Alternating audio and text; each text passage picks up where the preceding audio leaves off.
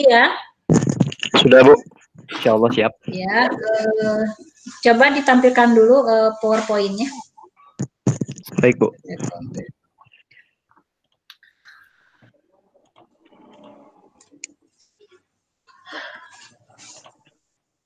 Bangga. Terima kasih Bapak, terima kasih. Baik, kita mulai saja ya.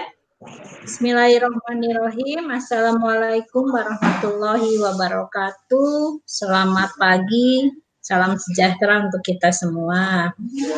Pertama-tama, saya ucapkan terima kasih yang sebesar-besarnya kepada dosen penguji, Bu Dewi dan Bu Lisa yang telah hadir di sidang TA-nya Rifki Mirfija dan juga sudah meluangkan waktunya untuk di sidang hari ini.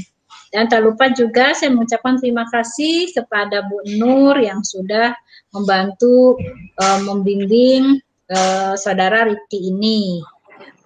Pada hari ini, Rifki akan mempresentasikan tugas akhirnya yang berjudul Implementasi Backpropagation berdasarkan Particle Swarm Optimization untuk memprediksi jumlah penumpang kereta api. Nah, untuk itu silakan, mungkin ini waktunya sudah jam 8 lebih 8 menit. Rifki presentasinya maksimal 15 menit sudah dengan demo ya. Nanti sisa waktunya adalah untuk tanya jawab. Ya, silakan Rifki. Ya. Bismillahirrahmanirrahim. Assalamualaikum warahmatullahi wabarakatuh. Waalaikumsalam warahmatullahi wabarakatuh. Pertama-tama saya mengucapkan terima kasih kepada dosen pembimbing saya, Ibu Yulia dan Ibu Nur Fitrianti yang sudah membimbing saya hingga hari ini. Dan terima kasih juga kepada kedua dosen pengunci saya, Bu Dewi dan Bu Lisa, yang menyempatkan waktunya untuk hadir di sidang saya pada hari ini. Sebelumnya di sini saya akan mempresentasikan hasil saya akan mempresentasikan sidang tugas akhir saya yang berjudul Implementasi Backpropagation berdasarkan Particle Swarm Optimization untuk memprediksi jumlah penumpang kereta api. Nah, latar belakangnya yang pertama, kereta api itu merupakan angkutan darat yang banyak diminati oleh masyarakat dikarenakan biaya yang relatif murah dan waktu tempuh yang cepat. Lalu yang kedua, tentunya ini membuat jumlah penumpang kereta api akan meningkat dari waktu ke waktu. Yang ketiga, PT KAI sudah seharusnya selalu memberikan pelayanan yang terbaik untuk setiap penumpangnya agar selalu menjadi pilihan masyarakat. Lalu latar belakang yang terakhir, berdasarkan permasalahan tersebut, maka akan dilakukan penelitian tentang prediksi jumlah penumpang kereta api dengan menggunakan metode backpropagation berdasarkan particle swarm optimization. Lalu untuk perumusan masalahnya, yang pertama adalah bagaimana cara kerja algoritma particle swarm optimization untuk dapat mengoptimasi bobot awal pada metode backpropagation. Lalu yang kedua, bagaimana mengimplementasikan metode BP dalam memprediksi. Lalu yang ketiga, seberapa tinggi tingkat akurasi pada prediksi dengan menggunakan metode backpropagation yang dioptimasi berdasarkan particle swarm optimization atau PSO. Nah, lalu untuk tujuan penelitiannya sendiri ini adalah untuk menerapkan optimasi particle swarm optimization pada metode backpropagation dengan memilih fitur pada bobot atribut untuk memaksimalkan kinerja dari model jaringan yang dihasilkan sehingga menghasilkan prediksi jumlah penumpang kereta api yang akurat dan optimal. Lalu untuk uraian lingkupnya sendiri, di sini sistem yang saya buat itu berbasis website. Lalu untuk data yang digunakan ini, data jumlah penumpang kereta api dari tahun 2015 sampai dengan tahun 2019, menggunakan data jumlah penumpang kereta api yang berasal dari stasiun Bandung. Dan yang terakhir, data prediksi yang dihasilkan hanya untuk 1 tahun berikutnya. Ini beberapa tinjauan pustaka yang saya gunakan pada penelitian saya ini. Lalu lanjut ke prediksi menurut Hazard dan Bender adalah suatu seni dan ilmu pengetahuan untuk memprediksi peristiwa yang pada masa yang akan datang. Lalu yang kedua, prediksi ini akan melibatkan data historis dan memproyeksikan data tersebut ke masa yang akan datang dengan menggunakan model matematika. Lalu yang terakhir, prediksi itu pada umumnya digunakan untuk memprediksi apa yang akan terjadi berdasarkan sekelompok asumsi dan situasi tertentu. Lalu ada neural network atau jaringan syaraf tiruan merupakan sistem komputasi yang perancangan dan operasinya itu terinspirasi dari pengetahuan tentang sel saraf biologis di dalam otak manusia. Lalu neural network juga dibuat berdasarkan model saraf manusia, tetapi dengan bagian-bagian yang lebih sederhana. Lalu ada metode particle swarm optimization. PSO ini diperkenalkan oleh Kennedy dan Eberhard pada tahun 1995. Cara kerja PSO itu menyerupai sekumpulan burung atau ikan dalam menemukan sumber makanan. Setiap individu disebut partikel dan populasi disebut dengan swarm atau koloni. PSO ini digunakan untuk memecahkan masalah optimasi dan juga untuk mengoptimasi nilai minimum error pada jaringan, sehingga didapat bobot jaringan yang ideal. Lalu pada metode backpropagation merupakan bagian dari algoritma pembelajaran yang terawasi yang biasanya digunakan oleh perseptron dengan banyak lapisan untuk mengubah bobot-bobot yang terhubung dengan neuron-neuron yang ada pada lapisan tersembunyi. Lalu yang kedua, algoritma ini menggunakan error keluaran untuk mengubah nilai bobot-bobotnya dalam arah mundur atau backward. Nah, berikut ini adalah blok diagram. Ada 3 tahap, ada tahap input, proses, dan output. Pada pelatihan di tahap inputnya itu data latih, itu digunakan data latih dan parameter PSO, lalu diproses untuk mendapatkan bobot yang optimal itu dengan menggunakan metode PSO. Lalu setelah mendapatkan bobot yang optimal, bobot yang awal tadi itu akan dikirimkan ke metode backpropagation untuk dilakukan proses pelatihan data. Nah, hasil pelatihan data tadi itu akan menghasilkan model jaringan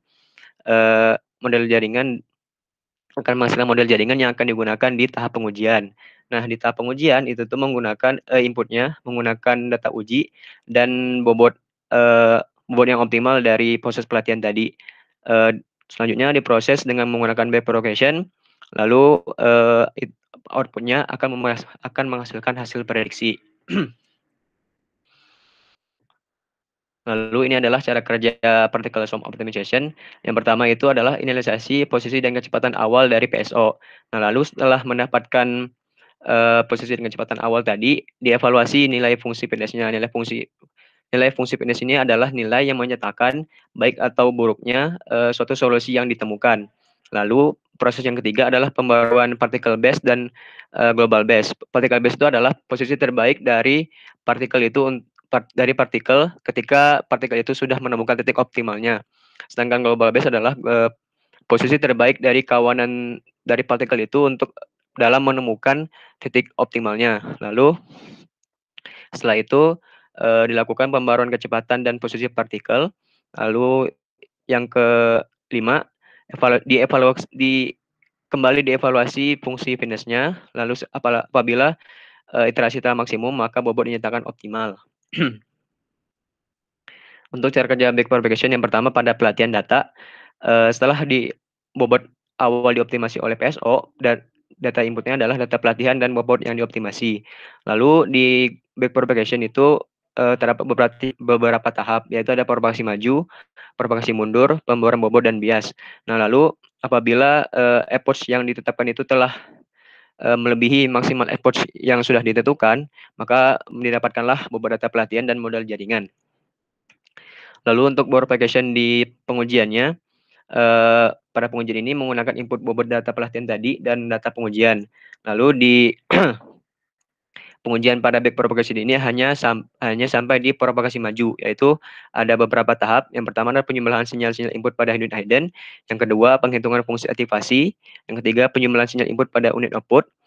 Terus selanjutnya penghitungan fungsi aktivasi, dan yang terakhir akan mengeluarkan hasil prediksi atau output jaringan. Ini data latih yang saya gunakan. Untuk data latih sendiri saya gunakan itu dari tahun 2015 sampai dengan tahun 2018. Untuk pelatihannya sendiri saya menggunakan iterasi dari 50 sampai 1000 dengan jarak intervalnya itu masing-masing 50. Jadi 50, 100, 150 dan selanjutnya. Lalu pada pelatihan ini saya menggunakan learning rate yang akan menghasilkan nilai MAPE, MSE, dan akurasi. Lalu hasil dari pelatihan ini akan menghasilkan model jaringan. Nah, pada tahap pengujian, model jaringan dengan akurasi tertinggi itu akan digunakan untuk pengujian. Selanjutnya, pengujian sistem. Yang pertama, pengujian sistem ini dimulai dengan perhitungan normalisasi dataset pelatihan dengan menggunakan rumus sebagai berikut. Normalisasi sama dengan nilai dataset dikurangi nilai dataset yang paling minimal dibagi nilai minimal dataset yang paling maksimal dikurang dengan nilai dataset yang paling minimal. Lalu akan menghasilkan normalisasi sebagai berikut. Lalu pada pengujian berikutnya itu pada pelatihan pada metode PSO itu akan mendapatkan best fitness atau hasil optimasi. Nah, best fitness ini akan digunakan pada metode backpropagation sebagai bobot awal.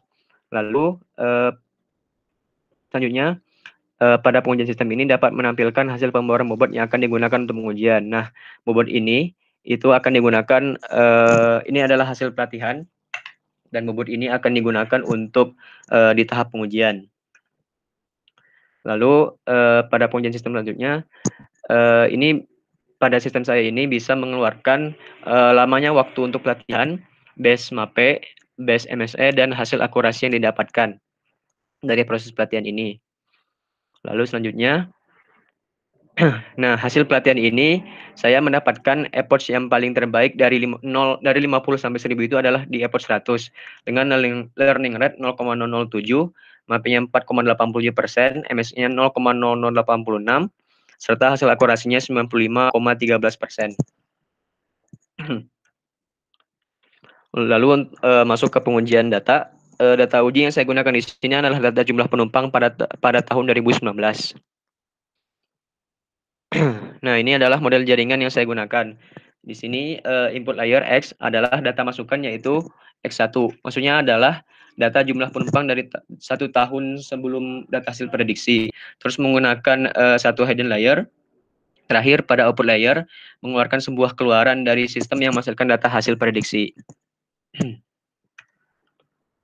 Lalu untuk pengujiannya di sini untuk pengujiannya saya mendapatkan prediksi sekitar segini dari 600 sampai 900 dengan akurasi sekitar 90,79%,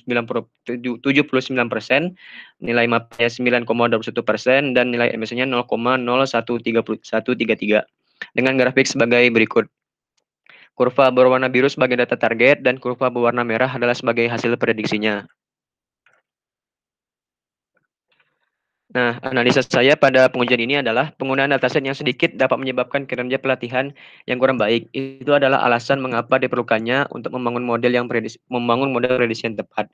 Lalu yang kedua, model jaringan sederhana itu dapat mengungguli model jaringan yang kompleks, terutama pada dataset pelatihan yang kecil atau sedikit. Lalu dari beberapa percobaan pelatihan menunjukkan bahwa nilai approach itu dapat mempengaruhi naik turunnya hasil akurasi yang dihasilkan. Lalu yang terakhir, semakin tinggi effort yang digunakan, maka semakin banyak pula penyesuaian dan perubahan bobot yang dilakukan.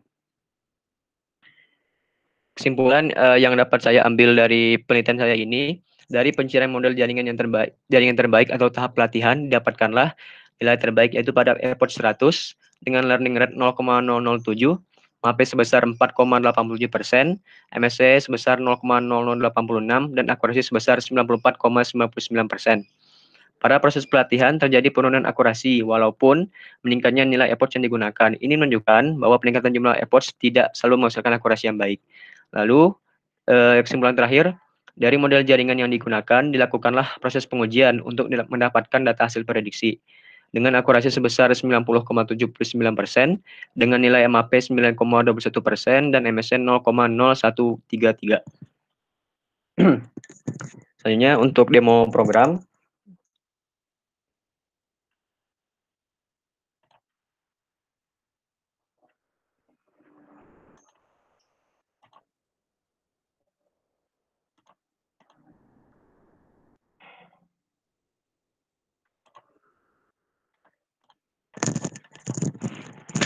Ini untuk demo programnya. Di sini saya menggunakan hasil pelatihan tadi dengan effort 100 dan learning rate 0,007 dari hasil pelatihan dengan akurasi tertinggi. Sini akan muncul hasil normalisasinya. Hasil normalisasi, terus akan muncul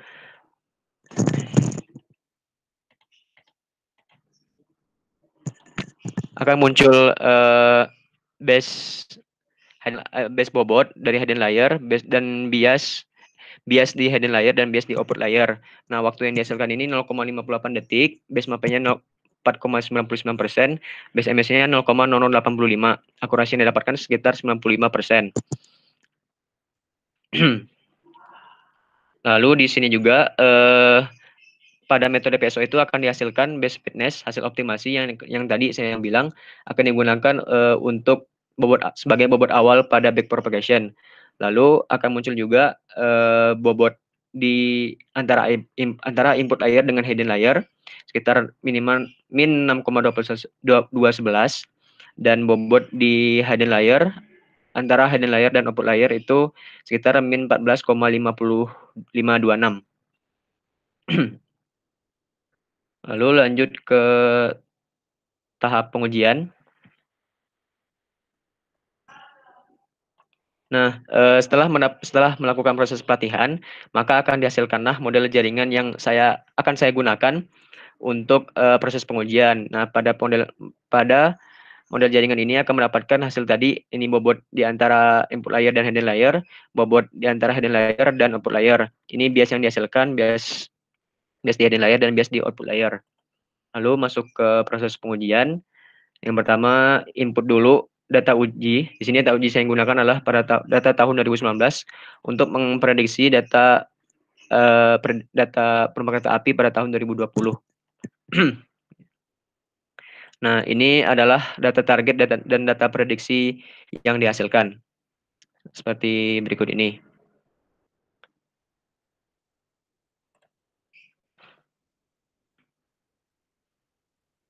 Nah, lalu untuk akurasi yang didapatkan sekitar 89,56%, base mapnya 10,44%, base MSE-nya 0,0167. Ini merupakan grafik yang dihasilkan dari proses pengujian ini. Seperti berikut ini. Ini adalah hasil grafik dari proses pengujian. Ya. Mungkin sekian presentasi dari saya. Mangga saya kembalikan ke Bu Yulia. Terima kasih. Ya, baik. Terima kasih Rifki atas presentasinya. Untuk selanjutnya adalah sesi tanya jawab. Mungkin Rifki jangan lupa disiapkan alat tulisnya ya. Ya, nanti Bu. Semua pertanyaan, masukan dari dosen penguji itu dicatat semuanya ya. Silakan, kami persilakan kepada Bu Dewi atau Bu Lisa. Silakan. Siapa dulu, Bu Dewi? Enggak. Oh, saya. Boleh. Oh. Ya, silakan. Saya cuma ada 2 pertanyaan. 2 tapi ABCD sampai Z. Halo Rifki. Iya, Bu. Ya. Enggak, saya enggak tanya banyak kok. Cuman ini aja. Pas di awal ini kan sudah, jadi istilahnya kamu sudah defense ya. Saya enggak lagi akan ini kenapa milih ini, enggak, tapi kamu hanya mempertahankan apa yang sudah kamu buat gitu kan ya kalau udah defense. Nah, terus kalau saya lihat di analisis kamu tadi di slide yang analisis ya. Iya, Bu. Rada aneh gitu. Kenapa saya bilang rada aneh? Kamu mengambil analisis ini, memang ya awalnya kamu kan mendapat referensi ABC dari Abdul, dari Saleh, dari Nugroho gitu kan ya. Iya, Bu. Nah, kenapa kesannya kalau kamu taruh referensi di sini itu kayak kamu ngambil kerjaan orang, kamu taruh sebagai analisis kamu gitu. Oh, iya, Bu. Karena seharusnya awal research itu kan kita punya namanya hipotesis. Dari hipotesis itu kamu kan baca dari beberapa referensi. Ya, ini referensinya adalah ini Bapak ABC ini. Nah, kemudian nanti kamu coba, kamu eksperimenkan, benar nggak hasil analisis mereka, atau kamu malah punya pendapat sendiri, karena setelah kamu coba, kamu eksperimen dengan data yang kamu punya sendiri, itu ternyata hasilnya mungkin agak berbeda sedikit, atau mungkin sama-sama juga gitu. Tetapi istilahnya kalau ini seolah-olah kamu mengambil punya orang, oh ternyata penggunaan dataset bla bla bla ini begini, referensinya ini gitu. Seharusnya sih nggak ada lagi referensi analisis ini gitu. Baik, Bu.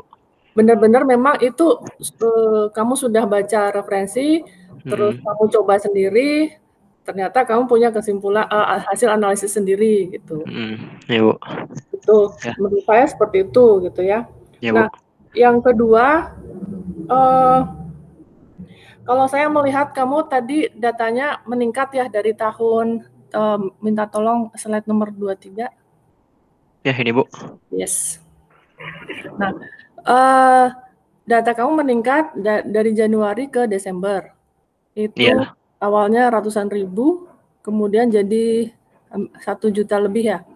Iya Bu. Iya. Nah, yang saya tanyakan, seberapa cepat sih respon algoritma backpropagation yang kamu pakai, kalau saya nggak salah sebut, sama data yang meningkat seperti ini? Maksudnya gimana Bu responnya? Ya, responnya. Oh, gini Bu, kalau Bagaimana responnya? Iya. ya kalau menurut saya ya di BP ini emang ada beberapa parameter yang ngaruh ke sistem saya ini. Yang pertama tuh ada data Bu ya. Data ini ya perubahan data sedikit saja itu sebenarnya bisa ngaruh banyak banget ke hasil prediksi yang akan ditampilkan Bu, seperti yang ada di pada tabel ini aja. Misalkan data targetnya itu kan selain dari kecil nih, dari 900 sampai meningkat banget di 1 juta. Nah ini data hasil prediksi itu juga ngikut Bu, dari yang kecil meningkat 900 kayak gitu. Jadi menurut saya data yang pertama tuh data itu tuh ngaruh ke kinerja di backpropagation ini. Lalu yang kedua itu ada learning rate Bu. Learning itu merupakan konstanta yang digunakan pada proses pelatihan untuk perubahan bobot. Nah lalu selain itu ada jumlah partikel yang di PSO itu tuh juga ngaruh ke sistem saya ini Bu. Jadi menurut saya seberapa cepat ya tergantung dari beberapa parameter juga Bu. Seperti itu. Kalau menurutmu, kalau misalkan saya minta angka gitu, seberapa cepat, itu apa yang bisa kamu berikan ke saya gitu? Kalau saya bilang, seberapa cepat sih responnya? Nah, kalau saya minta angka, berapapun mungkin, itu apa yang bisa kamu kasih ke saya gitu? Pakai, maksudnya angka? Iya, maksudnya kan tadi ada beberapa parameter ya? Ya Bu, ada beberapa parameter. Banyak gitu ya, saya nggak paham gitu ya. Nah, ya. kalau saya bilang tanya seberapa cepat responnya, kalau saya minta angka, kira-kira kamu akan menyajikan ke saya apa gitu? Kalau seberapa cepat menggunakan angka, paling saya hanya bisa itu sih Bu, waktu untuk pelatihan aja paling Bu. Waktu pelatihannya paling. Ya. Berarti ini yang kamu kasih ini? Ya, paling ya dari waktu pelatihan, hasil akurasi, serta yang lain yang Bu, BSMAP sama BSMSC-nya. Paling kayak gitu Bu responnya. Ini per apa namanya, data yang jutaan tadi? Iya, ya Bu, data jutaan tadi. Ini hasil rata-rata? Ya, rata-rata Bu. Ini Oke. Jadi dengan effort 100 yang tadi kan yang saya bilang, effort 100 itu kan yang paling besar Bu dari akurasi di pelatihan saya, dengan learning rate 0,07. Nah hasilnya seperti ini Bu, waktunya segini, BSMAP-nya segini, BSMSC dan akurasi yang dihasilkan itu segini. Seperti itu Bu. Itu semua rata-rata ya? Nah, dari data Januari sampai Desember, ini rata-rata waktunya adalah 0,47 detik. Iya. Kecepatan responnya dengan menggunakan effort 100 dan learning rate 0,07 Bu, seperti itu. Oke, ya. Saya tanya yang EPO itu tadi ya. Akurasinya 96. 95. Berarti lumayan 95, 96. 95. Oh ya, 95. Ya. Berarti akurasinya kalau Anda bilang bagaimana kalau Anda bisa kualitatifkan ini? Oh, si akurasinya Bu ya? Sama waktunya. Punya saya begini loh, punya akurasinya begini loh gitu. Kalau dikualitatifkan bagaimana menurut Anda? Kalau akurasi dari pelatihan ini, saya sebenarnya menggunakan rumus seperti ini Bu. Nah, akurasi saya cuma tanya gimana Bu? Apa namanya, dikualitatifkan. Kalau menurut Anda dikualitatifkan bagaimana? Sebenarnya kualitatif kayak gimana ya Bu? Mungkin saya salah tangkap juga ini Bu. Interpretasinya. Kan tadi kamu sudah kuantitatif, saya kasih angka nih Bu, kuantitatif. Ya kan ya? Iya. Kalau Anda kualitatifkan, siapa tahu gini, oh dari angka misalkan 0,47 detik, menurut Anda setelah Anda kualitatifkan, ini nggak terlalu cepat. Biasanya kalau lebih cepat tuh 0,1. Nah, biasanya kan seperti itu. Ini kan Anda sudah tadi sajikan angka ke saya, terus saya bilang kalau kualitatifkan bagaimana gitu. Ya lawannya kuantitatif, bukan lawannya ya, sandingannya kuantitatif lah. Kalau kuantitatif ada sudah bisa sih memberikan angka. Ya quantify kan angka berapa detik, Bu. 0,47. Nah, kalau kualitatif kan ada bagus, sedang, jelek, itu namanya kualitatif. Dengan ini kualitatif dengan kalimat gitu ya, dengan kata-kata biasa. Apa ya, kalau misalkan pedes itu ada levelnya, level 1, 2, 3. Nah, misalkan kayak gitu. Tapi kan kita nggak tahu jatuhnya berapa gitu kan. Nah, kalau Anda kualitatifkan berapa? Bagaimana nih? Nggak berapa. Kalau Anda kualitatifkan. Kalau menurut saya Bu ya saya juga baca-baca dari jurnal dengan akurasi sekitar 95% ini sudah lumayan bagus Ibu untuk pelatihannya sendiri. Lumayan. Ya. Oke. Dengan MSI yang segini 0,008 ini sudah cukup kecil sebagai perhitungan error dari pelatihannya gitu Bu. Kalau cukup kecil berarti ada yang lebih kecil lagi. Kalau Anda baca berapa sih yang paling kecil? Bisa angka itu 0,00-nya bisa lebih banyak nolnya kayak gitu Bu. Dan juga akurasi meningkat kayak gitu Bu. Oke. Nah, bisa ya yang sudah Anda baca dari seluruh penelitian masuk ke referensi nyampe nggak sampai 99% akurasinya? Ada nggak yang seperti itu? Yang paling pernah saya nemuin tuh sekitar 98%-an Bu. Ada 98% ada. Itu tuh ya kalau nggak salah base MSI-nya itu 0,004 nggak tahu 4 angka nggak tahu 3 angka gitu saya lupa Bu. Angka pastinya seperti itu. Yang pastinya saya pernah lihat itu sekitar 98%-an Bu si akurasinya. Ya. Itu menurut Anda kenapa itu? Karena menurut saya itu kemungkinan yang menurut analisa saya mungkin dari jurnal itu data pelatihan yang digunakan tuh banyak Bu ya. Sedangkan saya di sini hanya menggunakan 5 tahun bahkan dari tahun 2015 sampai tahun 2019. Terus juga penggunaan hidden layer yang pada jurnal itu mungkin lebih kompleks si model jaringannya. Jadi sebenarnya kalau model jaringan lebih kompleks itu tuh sebenarnya kata jurnal itu tuh mempermudah untuk pelatihannya juga Bu. Jadi kemungkinan hasil akurasinya bisa lebih tinggi gitu Bu.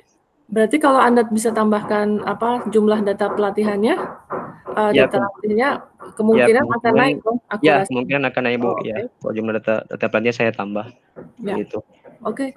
Saya segitu saja. Silakan Bu Dewi. Ya, mangga Bu Lisa. Terima kasih Bu Lisa. Terima kasih Bu Lisa. Silakan Bu Dewi. Iya Bu. Ya Rifki, apa kabar Rifki? Baik Bu, alhamdulillah. Oke, Ki, pertama saya sebetulnya pengen lihat bagaimana sih prosesnya bekerja ya. Tapi itu nanti mungkin agak panjang. Yang mau saya tanya dulu tadi kan tingkat akurasinya 96% ya. 95% Bu. 95%. Nah, sekarang kalau misalnya tadi ada data target dengan data prediksinya, coba lihat. Bisa dilihat nggak? Nah, iya, Bu. ini kan data prediksi dengan data targetnya itu jauh banget ya. Padahal tadi akurasinya itu besar, tapi ini jauh banget ya. Ini kalau dihitung MSE-nya mestinya sangat besar. Dari targetnya 999, ternyata prediksinya hanya 678. Iya, Bu. Ya, kelihatan dari grafiknya juga jauh banget gitu ya. Iya, grafiknya hasilnya juga jauh, Bu. Ada kesalahan atau enggak? Karena kalau 95% tingkat akurasinya itu datanya akan dekat gitu ya. Antara mohon maaf Bu, saya motong dulu. Ya. Untuk 95% itu hasil pelatihan Bu, sedangkan untuk pengujian hasil akurasinya sekitar 90,79% Bu, seperti itu. 90% sih akurasi untuk pengujiannya. Yang 90% tadi itu hasil pelatihan Bu. Seperti itu. Jadi nanti yang disimpulkan gimana? Riki menyimpulkannya hasil pelatihan atau hasil pengujian? Di kesimpulan mas saya menyimpulkan dua-duanya Bu. Jadi hasil pelatihan yang akurasinya segini, hasil pengujian segini Bu, seperti itu. Oke, nah coba tadi boleh lihat aplikasinya nggak? Boleh, Bu.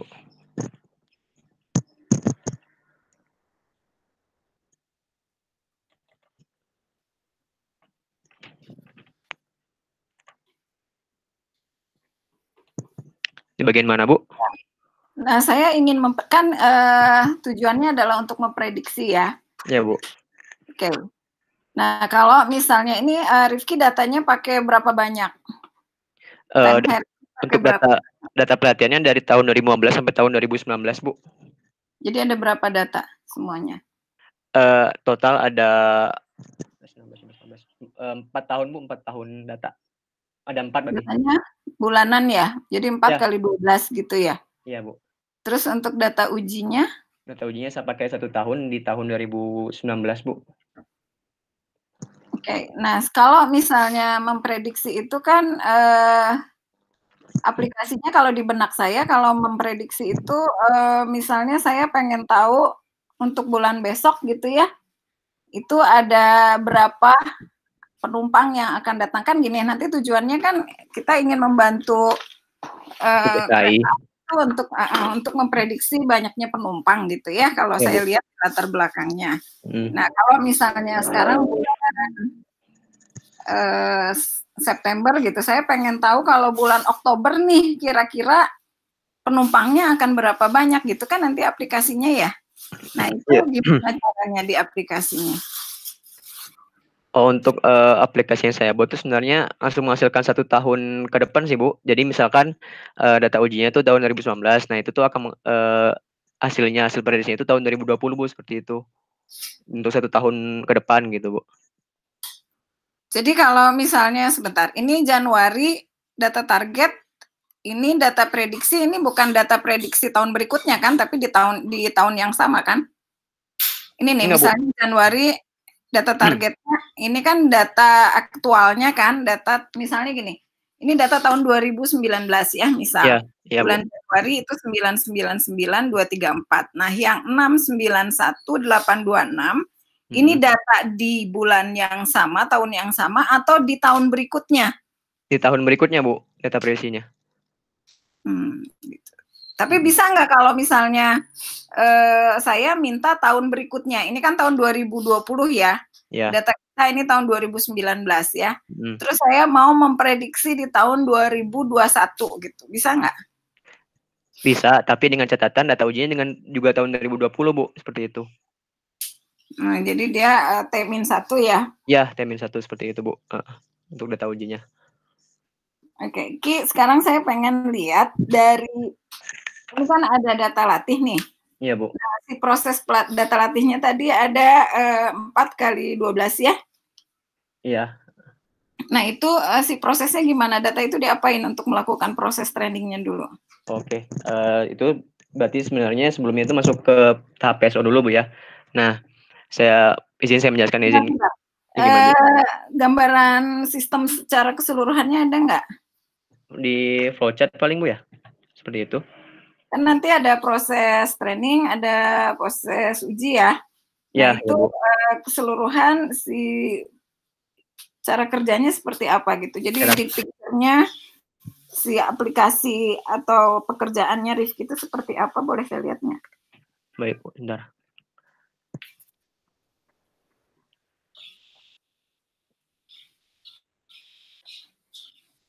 Sebentar, Bu, ya.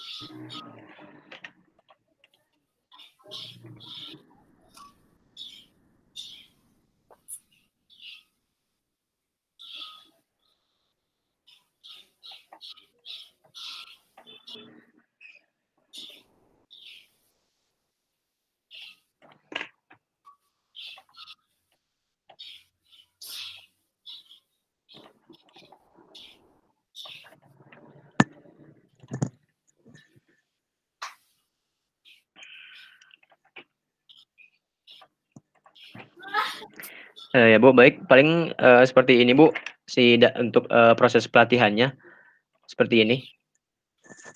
Oke, dimulai. Nah, Dioptimal. tadi kan ada data ya. Ya Bu. Datanya ada sekian. Itu berarti jumlah penumpang gitu ya. Ya Bu. Si Ya. datasetnya mana seperti apa? Aku pengen lihat. Nanti bolak-balik nggak apa-apa ya? Nggak apa-apa Bu. Nggak apa-apa. Datasetnya seperti ini Bu, datasetnya. Dataset untuk pelatihannya. Jadi nanti masuknya si filenya dalam bentuk file seperti apa? Kayak gini atau gimana? Iya, bentukannya kayak seperti ini sih Bu. Jadi sebenarnya saya buat itu langsung satu kolom ke bawah sih Bu. Jadi dari tahun 2015 sampai dengan tahun 2018. Ya. Nah, maksud saya itu kan si datanya langsung kan berarti ada 4 kali 12 gitu ya? Iya Bu. Betul? Tapi ke bawah ya si datanya. Ya, ke bawah. Iya. Oke. Kemudian si data ini begitu diinputkan ini si filenya dalam ekstensi apa Ki?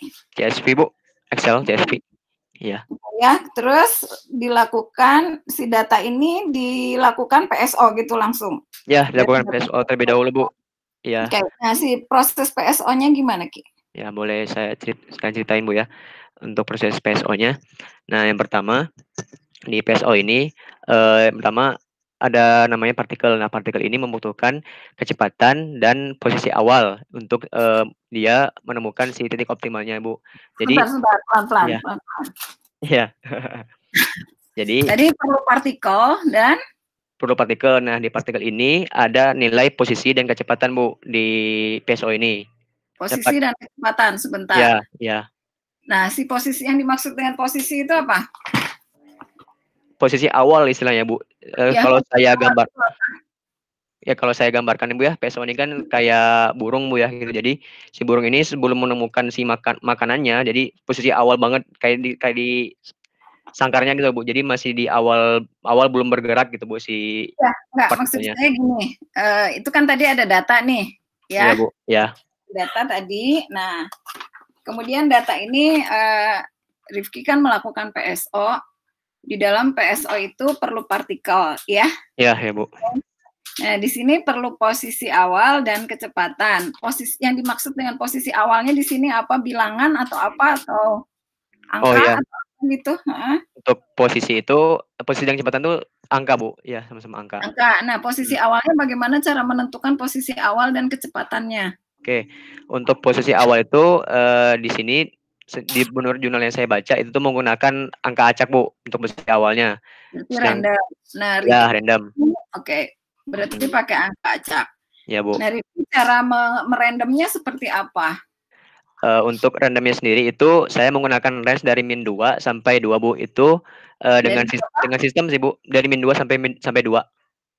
Ini dapat -2 sampai dengan 2 itu dari mana? Bentar Bu. Ya, dari jurnal sih Bu, dari jurnal yang saya baca. Jadi dia tuh menggunakan position random dari -2 sampai 2. Angkanya Bu. Ini biasanya posisi awal itu nilai peluang bukan ya? Kenapa -2 sampai 2 gitu? Iya, nilai peluang sih Bu. Jadi emang kalau nilai peluang kan 0 sampai 1 ya Ki ya? Oh iya Bu. Berarti bukan Bu ya? Iya, berarti bukan sih Bu. Jadi apa? Ya.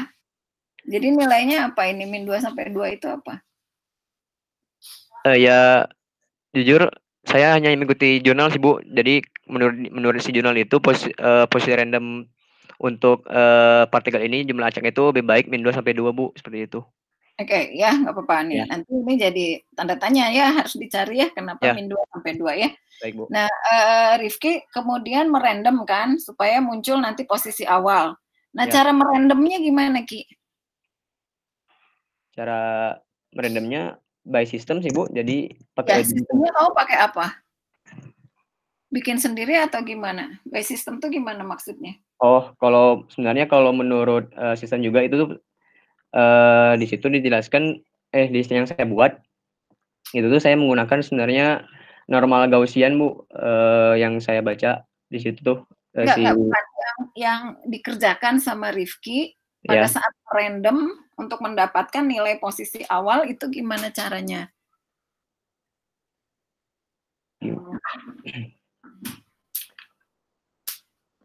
Iya, ya Bu, jadi posisi randomnya juga itu tuh saya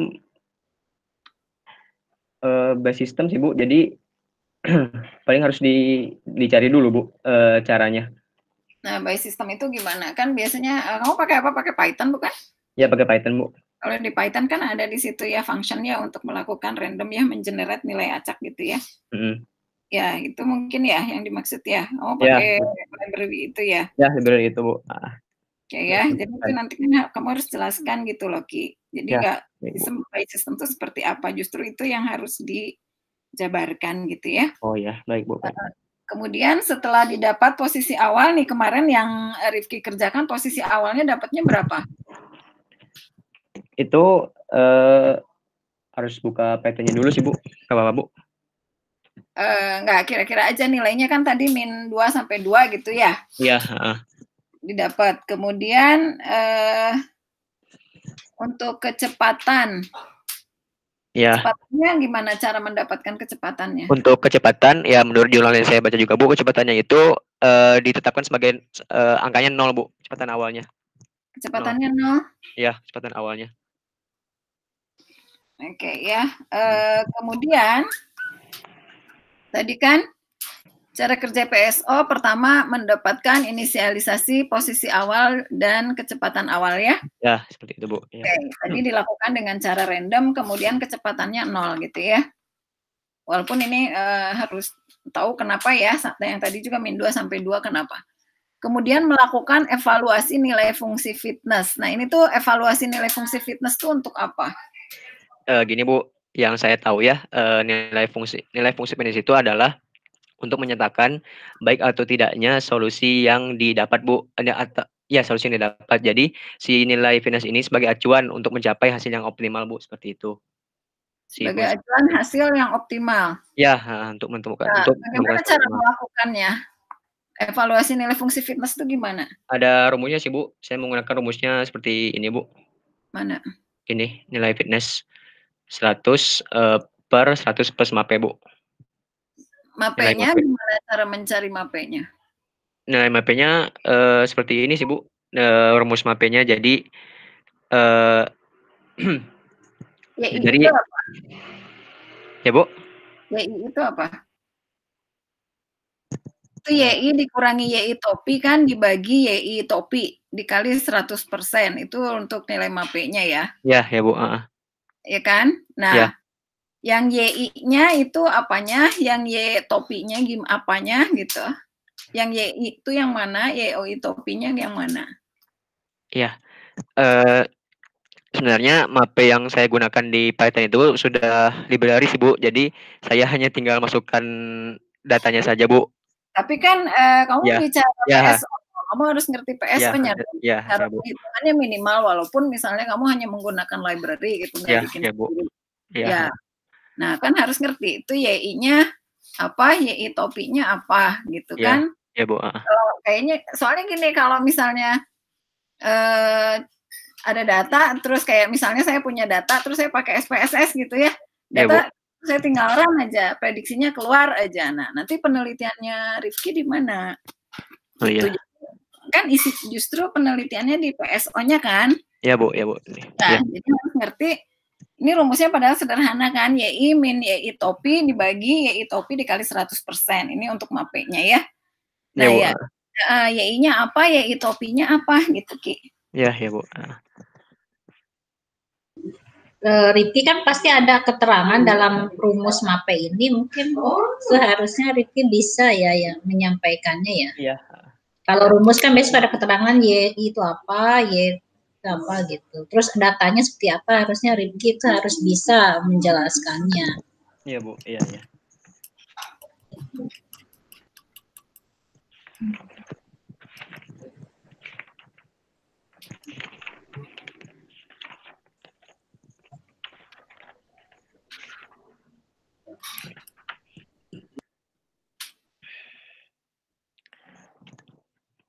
Mungkin sebentar Bu ya, saya cari dulu.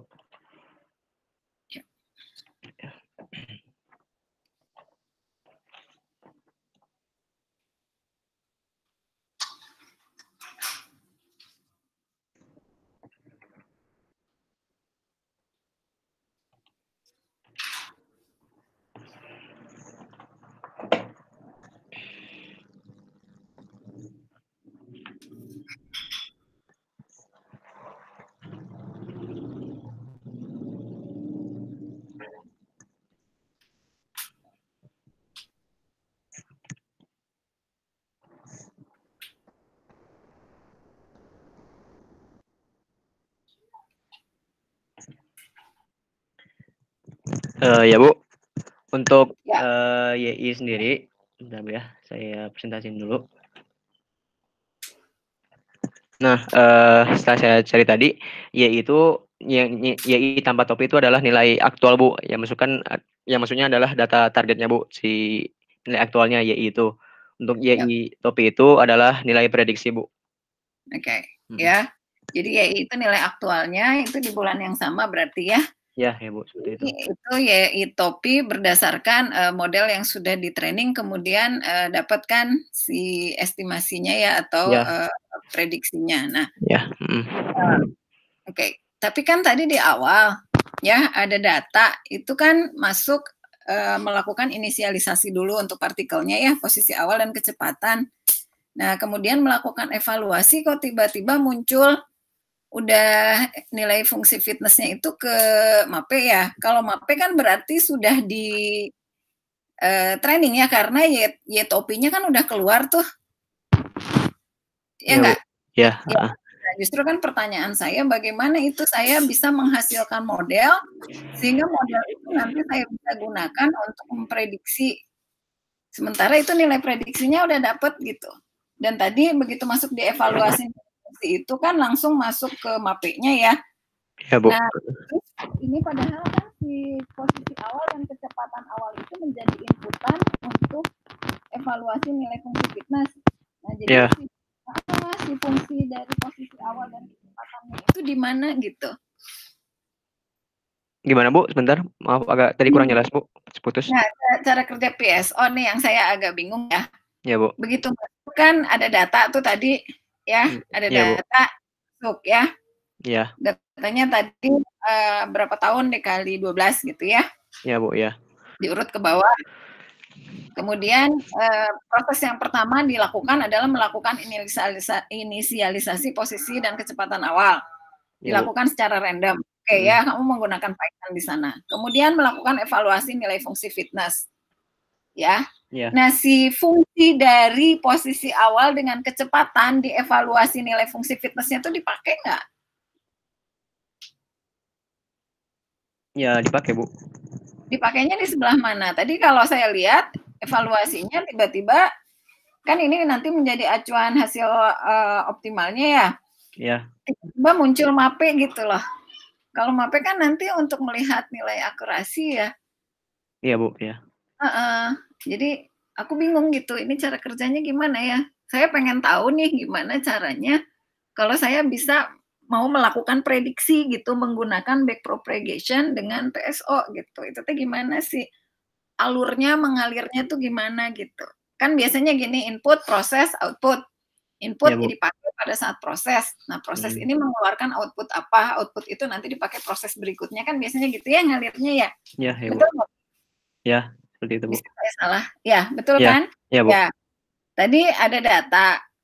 Terus datanya tadi diapain sebetulnya? Tadi Rifki bilang inisialisasi, setelah itu evaluasi. Dievaluasi keluar MAPE. MAPE itu prediksinya malah udah ada nilai prediksinya gitu. Jadi sebetulnya prosesnya gimana sih Ki di awalnya itu? Si proses trainingnya dulu minimal kan ngapain gitu? Ya, Ibu. Ya, nah itu gimana? Aku perlu itu. Tapi ini kayaknya kelamaan nanti gimana ya? Tapi pertanyaannya banyak banget sih sebetulnya. Bu Yuli gimana Bu Yuli? Ya silahkan saja. Kalau Ibu masih ada yang lanjut Bu, lanjut. Silakan aja. Nah itu Ki, saya pengen lihat kerjanya gimana, yang kamu kerjakan tuh gimana gitu loh Ki. Ya, paling saya minta waktu sebentar Bu ya untuk itunya. Saya mendapat jawabannya.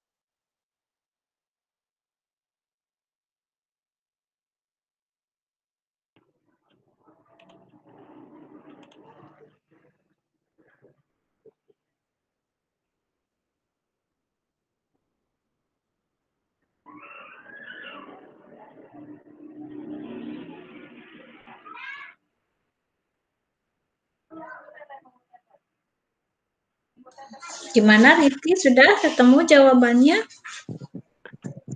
Masih belum sih Bu. Untuk nilai fitnessnya juga saya mungkin kelupaan di programnya gitu Bu.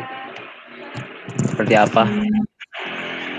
Oh, belum diinputkan ya di programnya berarti ya? Iya, nilai fitnessnya. Nilai apa? Nilai fitnessnya Bu. Untuk nilai fitness yang iya, untuk nilai fitness yang terakhir mah mungkin saya bisa jelasin Bu tadi yang menggunakan MAPE tadi. Untuk yang ini nilai fitness ini mungkin saya lupa Bu di programnya di mana. Saya belum nemu sebenarnya. Nah, nilai fitness itu memang ada di dalam jaringan saraf tiruan. Proses jaringan saraf tiruan nilai fitness. Iya. Harusnya ada itu. Nah, itu kembali gimana Bu Dewi? Atau apa jadinya? Kalau saya lihat di ini ya Bu. Ibu suaranya tuh kurang keras Bu, kecil banget. Ya.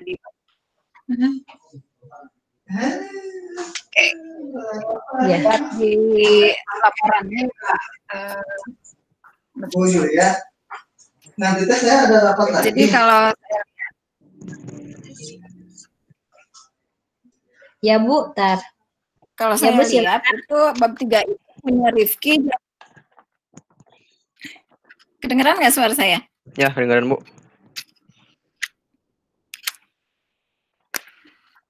Kedengeran ya. Oke.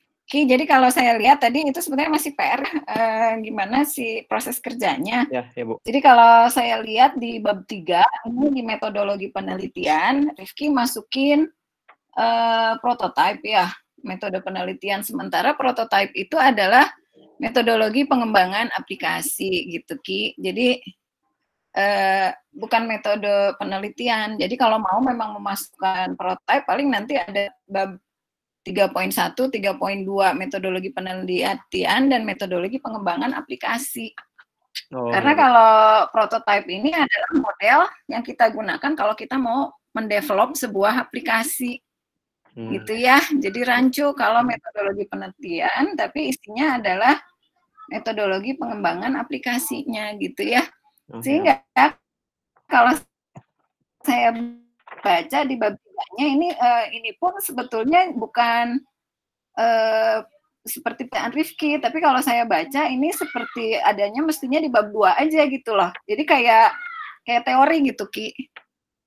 Yang dipaparkan di Rifki yang di bab 3 itu bukan metodologi penelitian yang Rifki lakukan, tapi lebih ke ini jadi kayak sama isinya dengan yang ada di bab 2 gitu loh. Jadi kayak metode gitu, kayak bukan metode apa ya,